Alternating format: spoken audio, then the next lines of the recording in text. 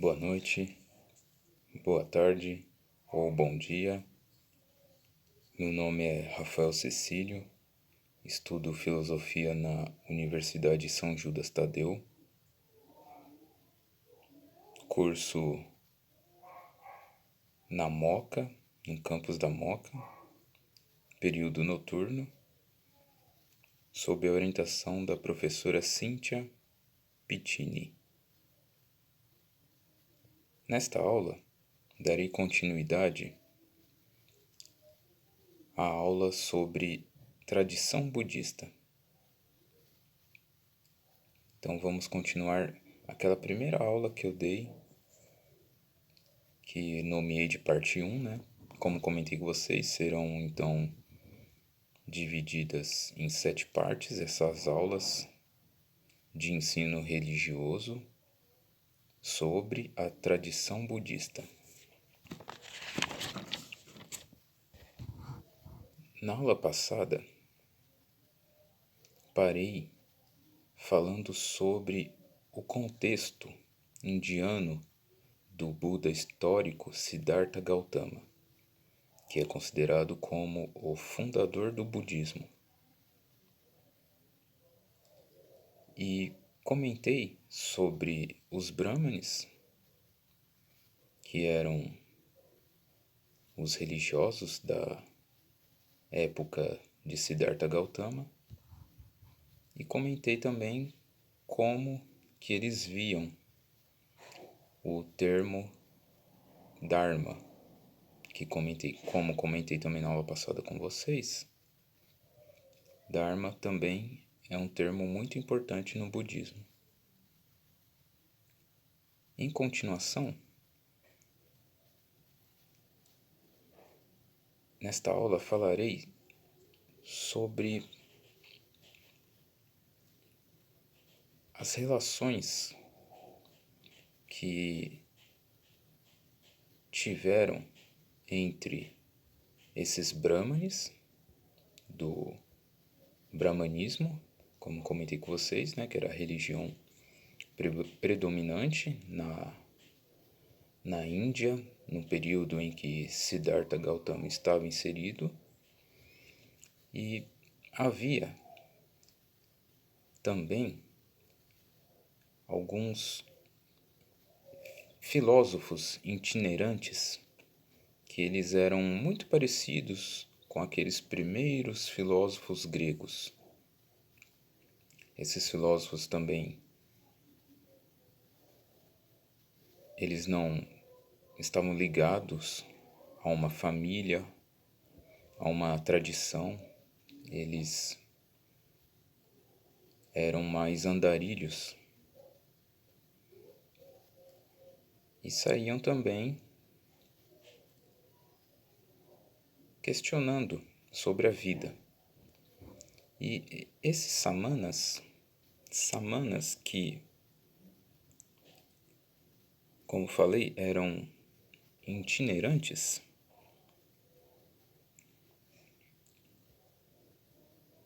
eles debatiam muito, juntamente com os Brahmanes, as ideias védicas, que são aqueles textos sagrados, que nem comentei na aula passada, criado pelos Brahmanes, que vem dessa tradição do brahmanismo. Portanto, a gente vê que a época de Siddhartha Gautama, que é este Buda histórico, é uma época de transformações sociais, grandes transformações.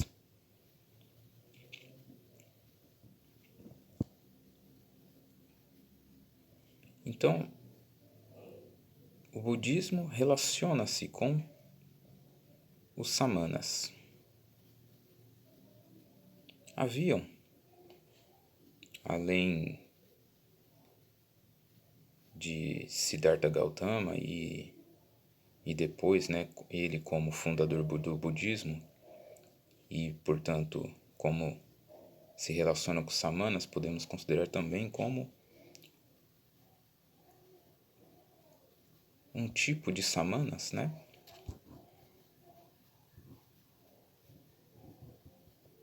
que estavam debatendo questões sobre a vida neste contexto indiano, né? Então o budismo também está relacionado com samanas. Pode-se dizer que Siddhartha Gautama era também um samana. Então havia alguns tipos diferentes de samanas. Um deles era chamado de Jainismo. Jainismo é um tipo de filosofia que via que todos nós temos um princípio vital que é chamado de Jiva. Jiva é este princípio vital que todos nós temos. Havia também outro grupo de samanas chamado Adivikas. Esses Adivikas, diferente do Jainismo, eles acreditavam que havia o que eles chamavam de Niyati. O que é esse Niyati? Niyati é um destino impessoal. Então eles acreditavam que havia um destino impessoal que regia a vida de todos os seres humanos, diferente do Jainismo, que acreditava que havia um princípio vital que é como se fosse uma alma dentro de cada ser humano que regia a sua vida. Agora, vemos que os Adivikas acreditavam no destino impessoal, que então os tornava mais determinados por esse destino do que o Jainismo, que tinham este princípio vital que regia a vida deles.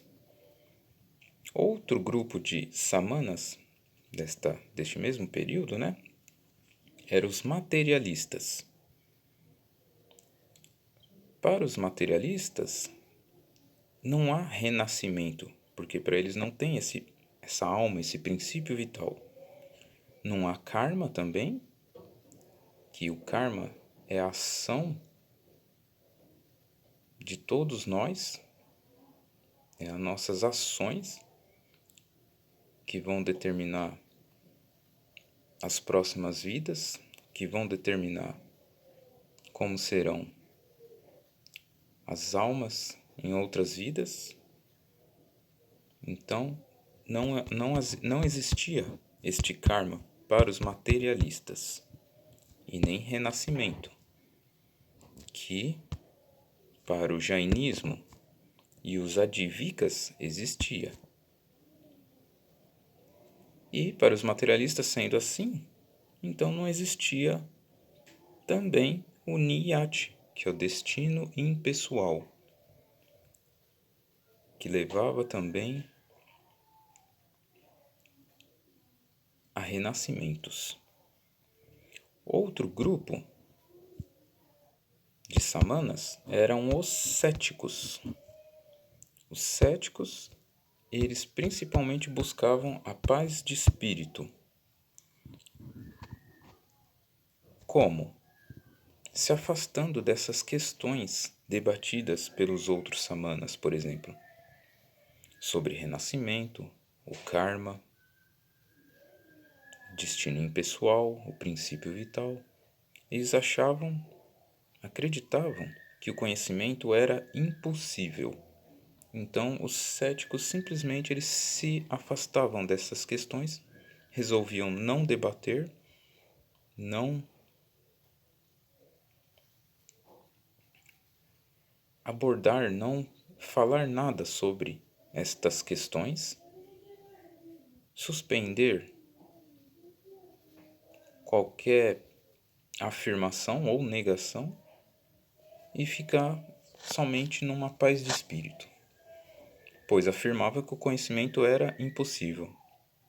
Essa, em contrapartida, é a única afirmação deles. Então, Estas questões eram muito debatidas neste período em que Siddhartha Gautama estava inserido, que é o Buda histórico, novamente. E o Buda histórico também debateu com esses outros samanas muito sobre estas questões, chegando a dizer que com uma meditação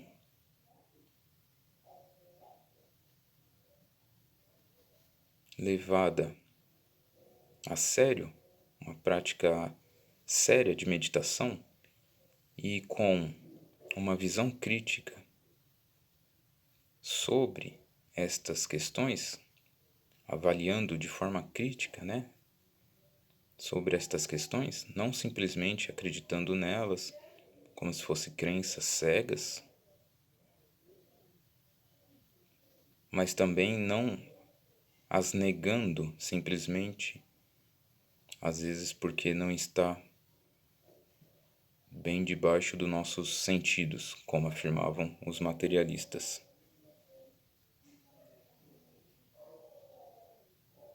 Então, o Buda, ele se afasta dos materialistas por estarem no extremo a ponto de negar estas questões porque não estão ao alcance dos nossos sentidos, se afasta desse extremo e se afasta também do extremo das outras escolas por acreditarem que há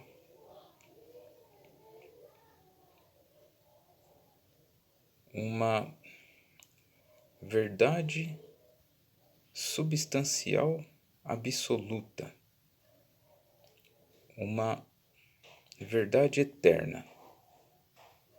O Buda histórico se afastava dessa visão também, eternalista que ele chamava, e se afastava do outro extremo dos materialistas por dizer que eles são mais voltados por aniquilacionismo. E o Buda histórico, então, implementa o que ele chamava de caminho do meio e afirmava que sim, há essas questões, se avaliadas pela meditação, podemos constatar que há sim, segundo o Buda histórico, o karma e o renascimento. Portanto, vemos que essas questões do karma e do renascimento eram muito debatidas nesta época de Siddhartha Gautama. Siddhartha Gautama nasceu numa pequena república do povo Sakya, que é a atual fronteira da Índia com o Nepal. Como tinha dito na aula passada, este período foi aproximadamente 2.500, 2.600 anos atrás, mais ou menos 500 antes de Cristo.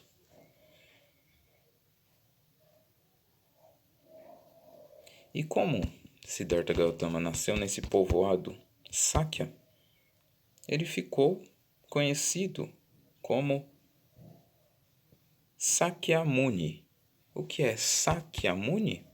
Sakyamuni é o sábio dos Sakyas, ou também podemos chamar de Shakyamuni, que é a mesma coisa, o sábio dos Shakyas. Gautama era filho de um dos governantes deste povoado. E Gautama, antes de nascer, ele viveu vidas passadas como um Bodhisattva. O que é Bodhisattva? Bodhisattva significa um ser, que é o Sattva, um ser que se dedica a alcançar Bodhi, que é o Bodhi. E que é Bodhi? Despertar. Como comentei na aula passada, a prática do budismo é buscar despertar. Despertar para como as coisas são de fato. Então, o Bodhisattva é isso, um ser Sattva, um ser que se dedica a alcançar o despertar, que se dedica a alcançar Bodhi, despertar. Despertar do sono das ilusões. Então ele estava se preparando espiritualmente para renascer e finalmente se tornar um Buda perfeito. E isto aconteceu na época de Gautama. Renasceu como Siddhartha Gautama.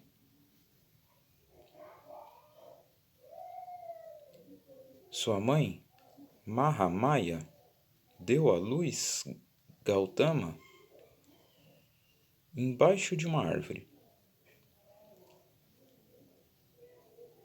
A árvore é muito importante para o Buda, porque ele nasceu embaixo de uma árvore, aconteceu o seu despertar, como falarei nas próximas aulas, embaixo de uma árvore, morreu entre duas árvores.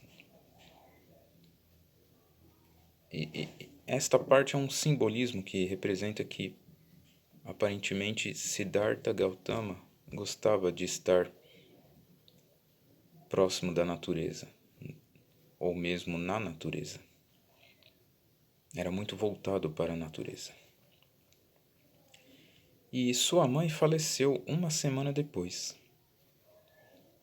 Quanto a seu pai, ele cercou Siddhartha Gautama de luxo, esperando que ele se tornasse um rei, pois seu pai sabia, pelos Brahmanes que haviam previsto, que Siddhartha Gautama se tornaria um grande líder religioso. Então seu pai cercou ele de luxo para que ele não se voltasse para esta vida religiosa. Gautama logo se casou com 16 anos de idade e com 29 anos teve um filho. Seu filho se chamava Rahula. Rahula era filho de Buda. Bem, muito obrigado, pessoal. Na próxima aula nós continuamos com a história da vida do Buda histórico, o Gautama. Muito obrigado, até a próxima.